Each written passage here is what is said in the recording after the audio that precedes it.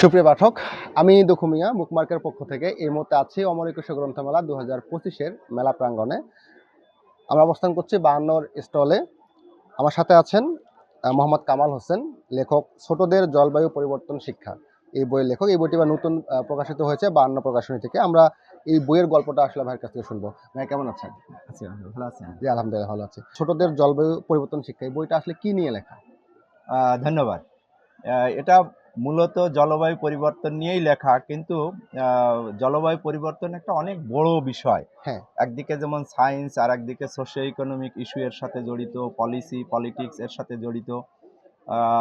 এইটা ফ্রন্ট লাইনে আমরা যারা কাজ করি, বিশেষ করে বেসরকারি প্রতিষ্ঠানে, তারা জলবায়ু পরিবর্তনকে একভাবে অ্যাড্রেস করি। কিন্তু জলবায়ু পরিবর্তন যেহেতু এটা একটা সায়েন্স এবং এটা অনেক বড় সায়েন্স, সেই বিষয়টিকে আমরা ফ্রন্ট লাইনের মানুষ যতটুকু জানি দেখি, তাদের কাছে এটা আসলেই খুব চাইল্ডিশ বা খুব ছোট একটি বিষয়। সেই জন্য বইটির নাম ছোটদের জলবায়ু পরিবর্তন শিক্ষা।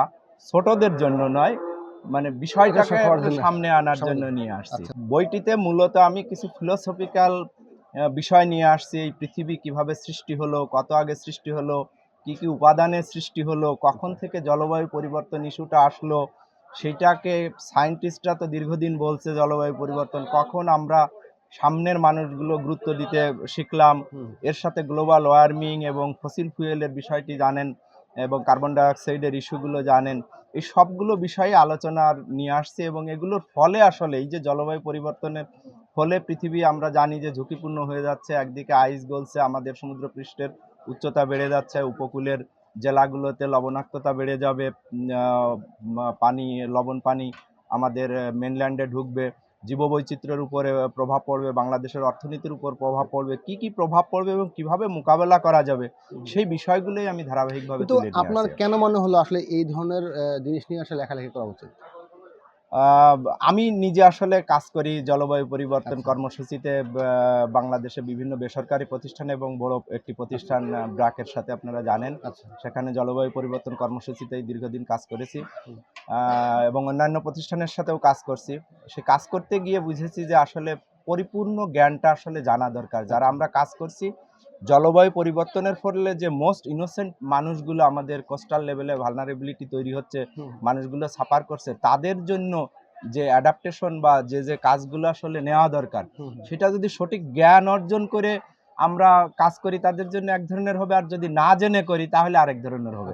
আমি সেই উপলব্ধিটা থেকেই আসলে বইটি নিয়ে আসছি, যে আমাদের আসলে সঠিক জ্ঞানটা জানা দরকার এবং রুট কজ, কারণটা জানা দরকার, জলবায়ু পরিবর্তন কেন হচ্ছে আর সেটাকে কিভাবে মোকাবেলা করে পৃথিবীকে বাসযোগ্য করা যাবে। সেজন্যই আমি বইটা আসলে লিখেছি। সেই বিষয়ে আপনার এই বই নিয়ে পাঠকদের উদ্দেশ্যে কোনো বার্তা কি আপনি দিতে চান? অবশ্যই পাঠকদের উদ্দেশ্যে বার্তা দিতে চাই যে এই বইটাতে সত্যিকারের কারণটা জানা যাবে, যে জলবায়ু পরিবর্তন কেন হয়, সেখানে আমরা মানুষ কতটুকু দায়ী, কি কি করলে আমরা সেটা রোধ করতে পারবো, আর আমরা ওই ক্ষতিকর কাজগুলো, বিশেষ করে ফসিল ফুয়েল এবং পরিবেশের ক্ষতি হয় এমন কাজগুলো থেকে আমরা বিরত থাকতে পারবো। সকল মানুষ সচেতন হবে বইটি পড়ে। আগামী প্রজন্ম যাতে এই পৃথিবীতে সুন্দরভাবে বাস করতে পারে, পৃথিবীকে বাসযোগ্য করতে পারে, সেজন্য একটা মেসেজ এবং জ্ঞান এর মধ্যে পাওয়া যাবে। আচ্ছা, আমরা কথা বলছিলাম লেখক মোহাম্মদ কামাল হোসেনের সাথে ছোটদের জলবায়ু পরিবর্তন শিক্ষা বইটি নিয়ে। আপনারা জানলেন এই বইয়ে আসলে কি ধরনের লেখা আছে, উনি কি ধরনের মেসেজ দেওয়ার চেষ্টা করেছেন পাঠকদের উদ্দেশ্যে। আপনারা বইটি পড়বেন, আশা করি আপনাদের ভালো লাগবে। 52 প্রকাশনীর এই বইটি সহ সকল বই অনলাইনে ঘরে বসে অর্ডার করতে পারবেন bookmark.com.bd থেকে। সবাই ভালো থাকবেন, সুস্থ থাকবেন। আল্লাহ হাফেজ।